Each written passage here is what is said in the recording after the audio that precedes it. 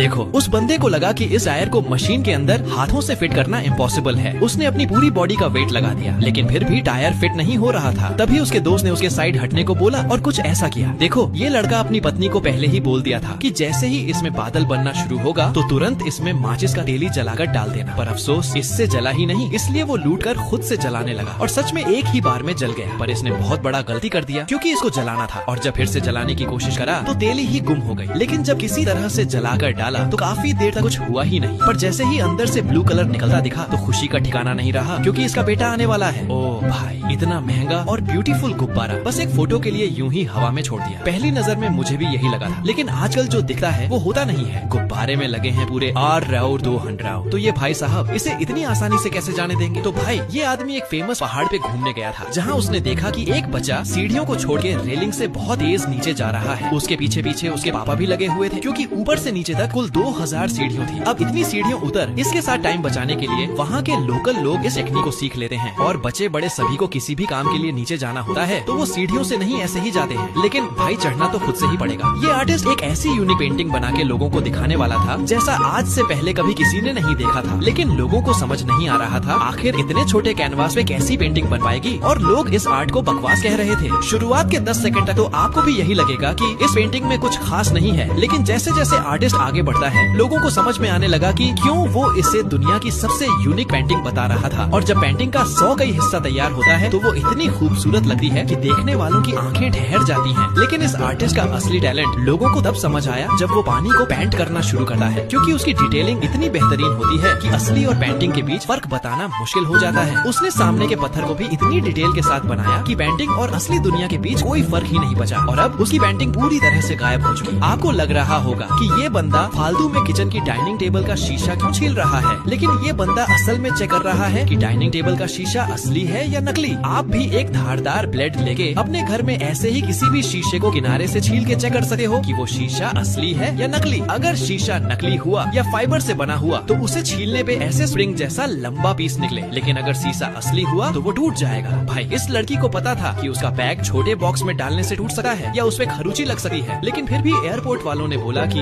ये उनकी airline company का रूल है और हर कस्टमर को इसमें अपना बैग डालना पड़ता है, और अगर बैग फिट नहीं हुआ तो वो आगे नहीं जा सकते। उसने जैसे तैसे बैग को अंदर डाल भी दिया, लेकिन उसे बाहर निकालना भी उतना ही मुश्किल था। लेकिन उसने अपना पैर अंदर रखा और बैग को अच्छे से पकड़ के लगाई और एक बार में बैग को बाहर खींच लिया। तो इस लड़के ने पिज्जा के पैसे तो दे दिए थे और पिज्जा का इंतजार कर रहा था, लेकिन उसके दोस्त ने बोला कि भाई, एक बार अपनी किस्मत भी आजमा लेते हैं। तो उसके बाद मान के उसने अपने पास रखा टाइमर स्टार्ट किया और इसे एग्जैक्टली 10 सेकंड्स पे रोकने की कोशिश की, और उसकी किस्मत काम कर गई। उसका एक पिज्जा फ्री हो गया। उसने सोचा एक बार और ट्राई करते हैं, क्या पता उसके दोस्त का भी पिज्जा फ्री हो जाए। और दुकान वालों को यकीन नहीं हो रहा था कि उसने दूसरी बार भी टाइमर 10 सेकंड्स पे रोक दिया और दोनों का पिज्जा फ्री हो। तो इस लड़के को खाना खाने के बाद बिल पे करने वाली डायरी में एक लाल रंग का खिलौना दिखा। तभी वेटर ने बताया आज क्रिसमस के चलते रेस्टोरेंट में एक ऑफर चल रहा है, अगर आप ये सांता क्लॉज को एक हाथ पे ऐसे बैलेंस कर देते हो तो आपका पूरा बिल फ्री हो जाएगा। ये सुनकर ये बंदा एक्साइटेड हो गया और उसको अपनी उंगली पे बैलेंस करने का ट्राई करने लगा। ऐसा करना इम्पॉसिबल था, लेकिन फिर भी ये हार नहीं